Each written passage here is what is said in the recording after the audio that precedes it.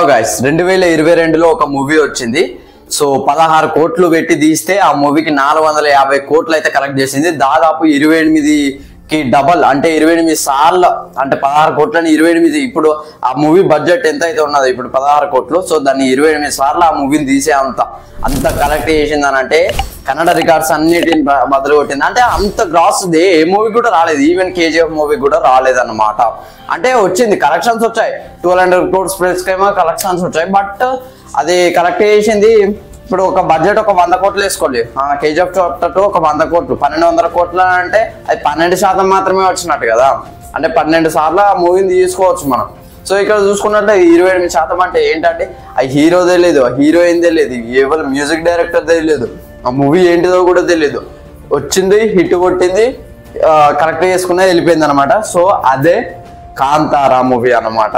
So మీ అందరికీ ప్రత్యేకంగా చెప్పనక్కర్లేదు, ఎంత ఆదరించారు కాంతారాని, ఓ ఓ అనుకుంటా. సో ఇప్పుడైతే దానికైతే సీక్వెల్ ఎప్పటి నుంచో వస్తుందని మనందరికీ తెలుసు.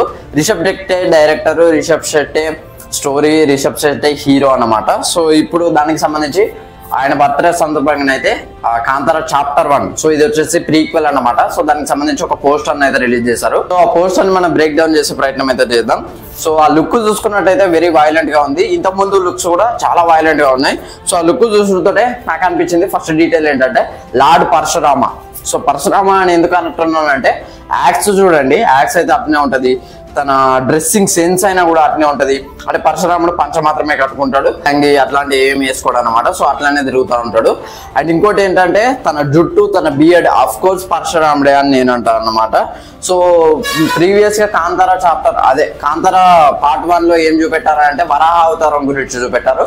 సో ఇందులో అయితే పరశురాముడి అవతారం గురించి అయితే చూపెడుతున్నారని మనకైతే క్లియర్ గా అర్థమవుతుంది అనమాట. సో స్టోరీ ఏంటంటే అకార్డింగ్ టు గూగుల్ సంబంధించి పరశురాముడి కాట శివ అనే క్యారెక్టర్ తోటి కనెక్షన్ ఉంటుందట.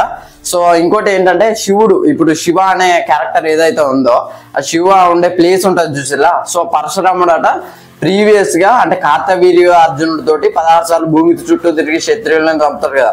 సో కార్తవీర్య అర్జునుని చంపుతారు కదా. సో ఆ ప్లేస్ అదేనట. సో ఆ ప్లేస్ ని ప్రజాపతికి దానంగా ఇస్తాడట పరశురాముడు. సో ఆ ప్లేస్ లోనే శివ అండ్ వాళ్ళ ఫ్యామిలీ, వాళ్ళ ట్రైబల్స్ అందరూ అక్కడనే బతుకుతా ఉంటారు అన్నమాట.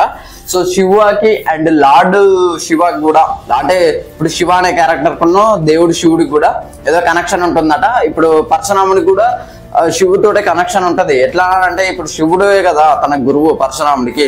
సో తర్వాత పరశురాముడు ఇక భీష్ముడికి నేర్పుతాడు, కర్ణుడికి నేర్పుతాడు, అండ్ ద్రోణాచార్యునికి నేర్పుతాడు. ఇంకా చాలా మంది శిష్యులు అయితే ఉన్నారు ఆయనకి.